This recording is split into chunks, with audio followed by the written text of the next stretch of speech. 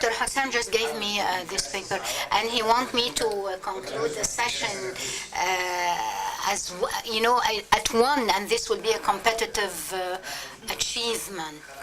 So we are going to just take 5 minutes for questions.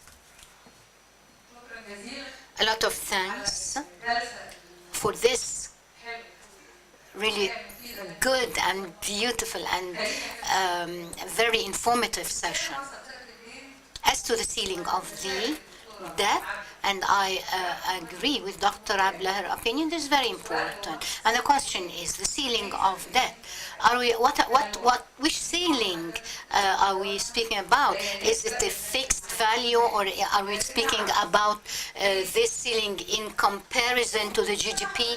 Because we are all worried. What's this ceiling of that? What's the ceiling? What do you mean exactly? This is the first point. Point 2, why are we worried?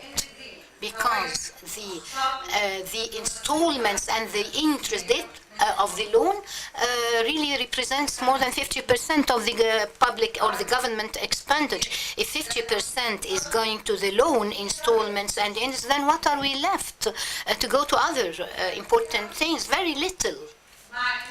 Although we reduced the deficit, we reduced the subsidies, so we should have attracted more investment. This will, put me in another point that Dr. Hassam, or drive me to what Dr. Hassam said. We have 55,000 schools, and the children, it's a very much, they are all just squeezed in their classes. So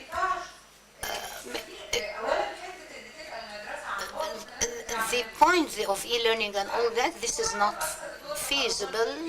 And even in the United States, Japan and others, there are schools, real building schools, but the class has very limited number of students. Yes, we agree that the educational means could be e-learning, but not, regardless of the schools.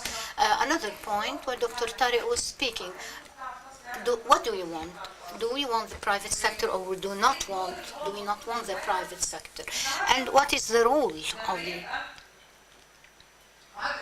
when the rate of inflation today is very high? Of course, the purchasing power gets back and is reversed, and so the interest rate is also very high. Of course, this harms the private sector and the investor. If the investor go in and have to pay about 18 or 19%, the benefit or the rate, that is very, very high. And also we are in the realm of have to think about how to lower the taxation, because the real estate taxes is also a point, and the 14% for the added value taxation, and the taxation on profits, industrial and trade. So if we increase this taxation base, that's very, very negative. So point is, how can we encourage the private sector to expand? Officially, yes, there are good points, but there are also certain things that we can do for encouraging the economy through the SMEs, for example, without having someone to lead this. The last point, population. The increasing of population, it really was getting back and back reversed, but part of the reversion was because of the campaigns of the Ministry of Health, Dr. Meher Mahran. But from 2.8, we reached 1.87% for 2010.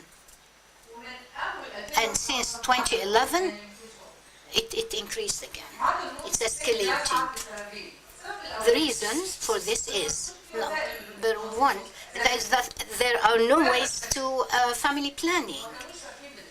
and no importation permission. And the second point is poverty. When families are poor, they want more and more and more children because they would get these children to go and work and bring revenue to the family. So this percentage of population increase should be under our own control. We move in two trajectories: the provision of the contraceptives and the family planning, and at the same time we have to make the head of the family feels that he will enjoy life without having to have many children. There's only one question left. Ms. Passant Fahmi, Dr. Passant, please. I have an impression of the general discussion when we speak about the debt. It's like we take the debts and we don't know what do we do with it and how are we going to settle it. Is that impression right or not? You speak like we are gonna still put the policies or that we don't have a plan. So I want to know if this impression of mine is right, because if my impression is right, then it's really very serious and very risky. But if it's not right, then we should clarify what's going on.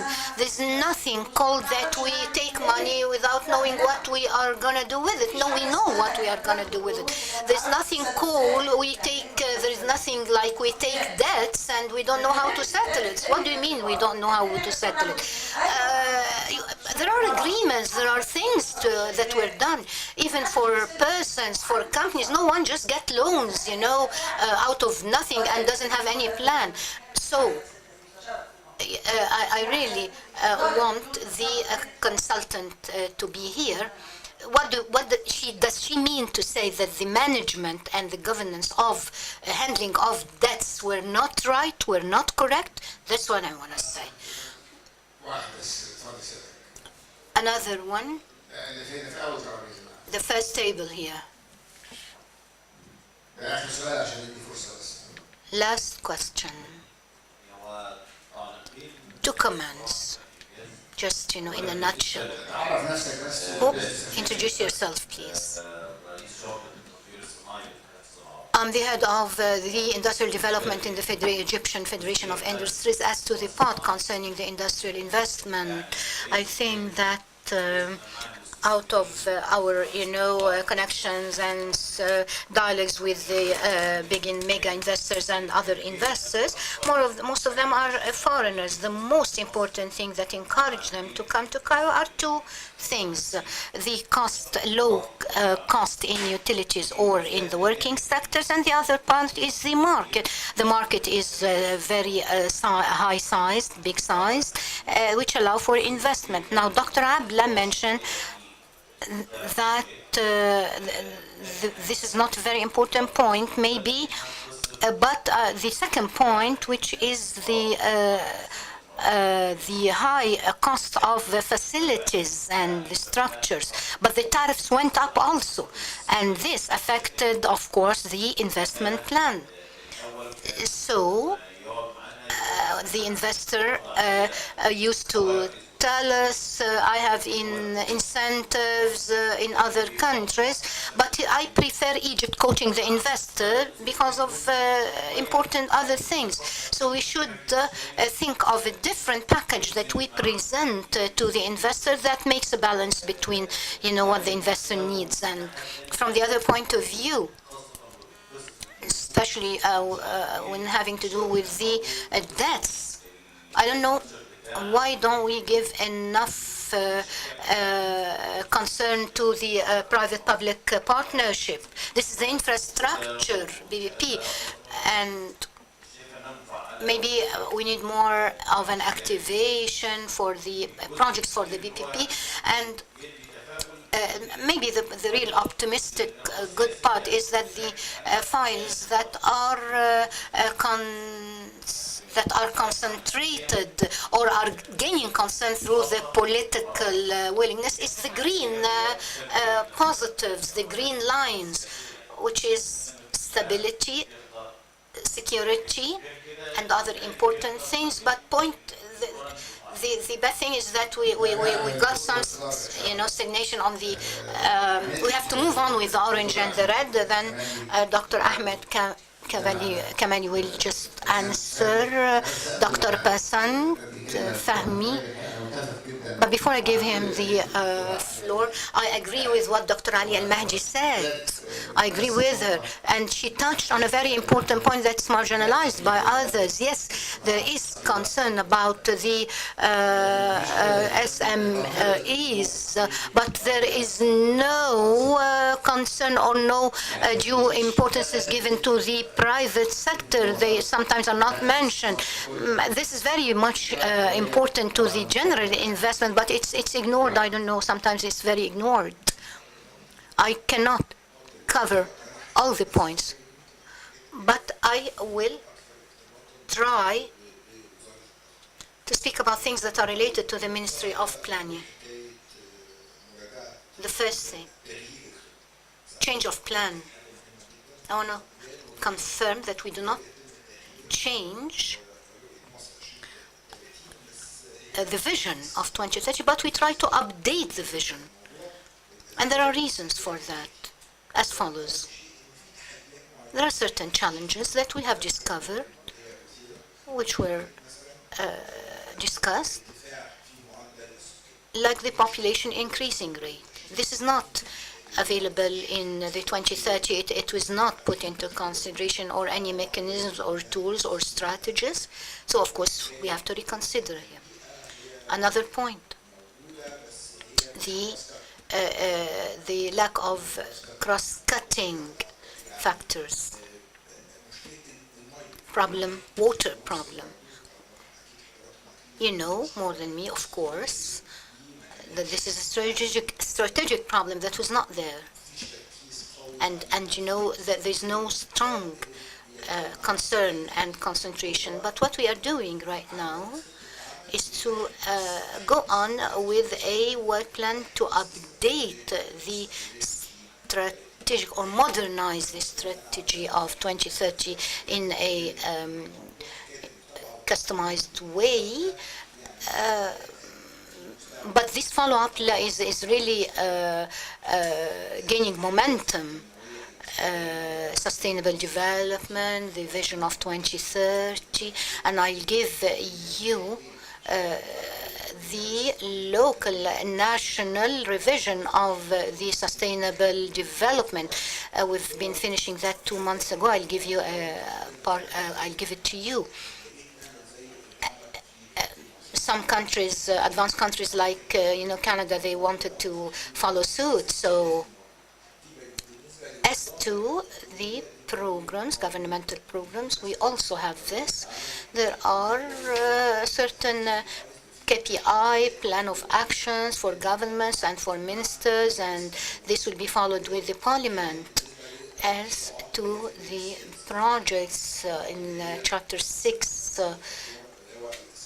which is general investment, we have a system which will be electronic system, digital system, which will be implemented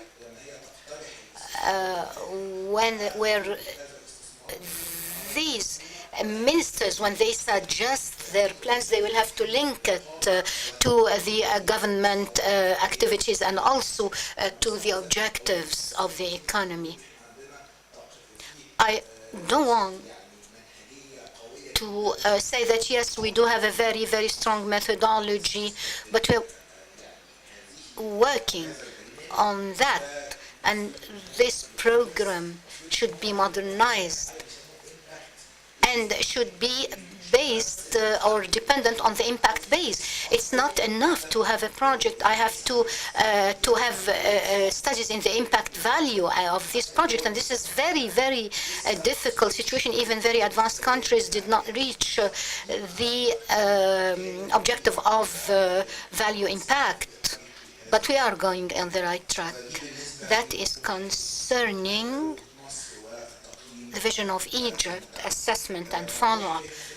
The last thing, in a nutshell again, this sustainability issue. Economically speaking, why do countries take loans? Because there is deficit, so there should be financing of the deficit. What we really aim is that things should be more precise. I can't hear Dr. Basant, but I can hear her through the can. She's saying that, well, you're saying that there is no follow-up, that, and we don't know why you're taking the loans, and you're saying a lot of things. This is a catastrophe if it's going that way, like you said. Aren't you, Dr. Basant, in the parliament? What do you mean? Mic, please, for Dr. Basant. Please. I have an impression like we are taking the loans randomly. We don't know what is going on and why. So is my impression right? Because we review each and every loan. No, your impression, Dr. Basant, is not right. She's saying good. And she's saying now, I am a banking person. Loans are based on certain criteria. And we used to review, because now you're giving the impression that the government is not doing what it should do. Dr. Basant, your impression is not right. And Dr. Zainab Hashem, she's a banking person also. And we were in a firefighting stage when we started the loans because we had a deficit. We were in a very, very dark place back then. It was very critical. We were in a rough spot. So, of course, we should have, at that time, back then, create a dollar flow or liquidity. Liquidity is very important. We should have created this. But of course, when we took the debts, we should have made this liquidity. Now it's calm. So we start to review and reconsider. Yes. We are reorganizing the loans in a way that we can go by short term and long term and do the right thing. So we are not trying to increase the loans. So let's be aware of this point, please. Thank you, Dr. Zainab. Please. When one is transparent and starts speaking about certain indications, we see it's a bit worrisome. This doesn't mean that all what we did was wrong. But if we see that the debts, interest rate is going higher, we shouldn't be blindfolded about that, and we should be transparent and say what's really taking place so that we can face that. It doesn't mean that we're going randomly as maybe someone understood or maybe impressions were taken, but no, we hope and we look forward always to be in the green area. The debt should not be measured against, for example, the exports. Sometimes we have red flags.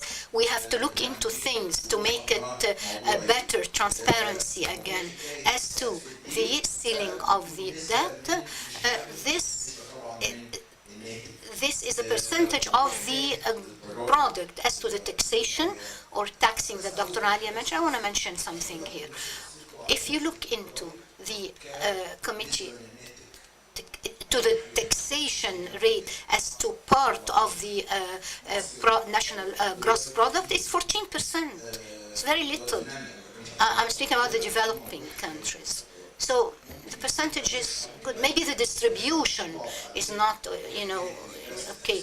And the regressive taxation, this progressive taxation, and all this is something different. But let's not ask the government about things without realizing that the real revenue for the state is the taxes. I'm not speaking economically speaking. You are better than me economically. But 14% economically speaking in Tunisia, for example, 23 or 22 or 23 or more. So yeah, the which means that the fiscal space that we have, is good. But the distribution and the quality, yes, of taxes, yes, we can speak about that. I 14% again is a very weak percentage. A lot of thanks to Dr. Ahmed Kamali, and by the way, the real estate tax, they were all fighting against it, but it's there in other countries, so I think it was unfair concerning the real estate objections. I want to say something. How can we be proactive? As a civil society, I participated in 2030 Vision for Egypt in the field of education. And since my perception and my policies and the perception becomes reality without any need for a proof, we have to work with a political logic. As a civil society, I will have an observatory named Observatory to follow up the application of Egyptian 2030 Vision for Education. I went to the Ministry of Planning and I said, I will have this observatory. This is my vision. Those are the targets, the objectives, subsidiary targets, the KPIs, by time, the cost, who is responsible, and I will provide you every year with a report that will say what has been implemented from the Egyptian 2030 Vision in education.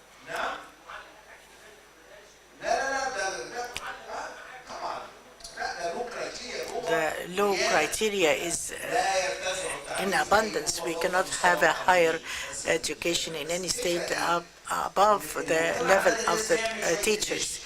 But the social society should have an initiative. I took initiative. I went to the Minister of Planning, and he said, heads up, in your honor, the providers are those who are going to be in concern because they are the ones who are going to implement. But as a matter of fact, we need, as a civil society, to have different initiatives to follow up the vision and to safeguard its sustainability, even if they change. When they came to education and when they did the upgrading, they said they will provide you with upgrading, meet as a committee, and there is a methodology that is respectable in the Ministry of Planning. As a matter of fact, to be truthful, 2030 and the Egyptian Vision started with an initiative actually by the Federation of Industries, and a group of youth have started it when they prepared it and studied it for years. They did not leave one stone unturned in relation to the establishment of an Egyptian vision, and then they reached a document that is excellent. The Ministry of Planning built on that. If I have to comment on the Egyptian 30 vision, it has not taken the necessary dialogue from community dialogue. Dr. Abla, please conclude and comment. Very quickly, I say that I fully respect the transparency of Dr. Ahmed Kamali and his courage regarding the debts, and if you have a problem, we can rectify it. There is nothing wrong in that. As for the taxation policy in the state, I think that there is a problem in the philosophy of the taxation system. A few days ago, we had something held on real estate taxes. We were studying it, and one of the points raised was that the real estate taxation is imposed on factories, and this is a production site, and it's causing a problem. We found that 30% of the sites are industrialized, very limited, and the question was, if the state has to evaluate the real estate tax on the factories as compared to the incentive that I will give them, that I will improve production and exportation, etc. The 2030 vision, I proposed to Dr. Aoula that we have to extend it. 2030 is tomorrow. We should have to extend it to 2050. And there is ideas to deal with that from the viewpoint of the UN. They started to hold meetings, and I think 2050 is one of the very important points. within the framework of the concluding the meeting, I thank all the attendees, but there are two important points I want to thank. My colleague from the center, she's not with us, Dr. Amina Ghanem, and her conditions are far better now, health-wise, and I hope that next year she would be with us. Secondly, I want to thank my small family, the family of the ACES, and I ask all those working in our center to stand so that people would get to know you. Thank you.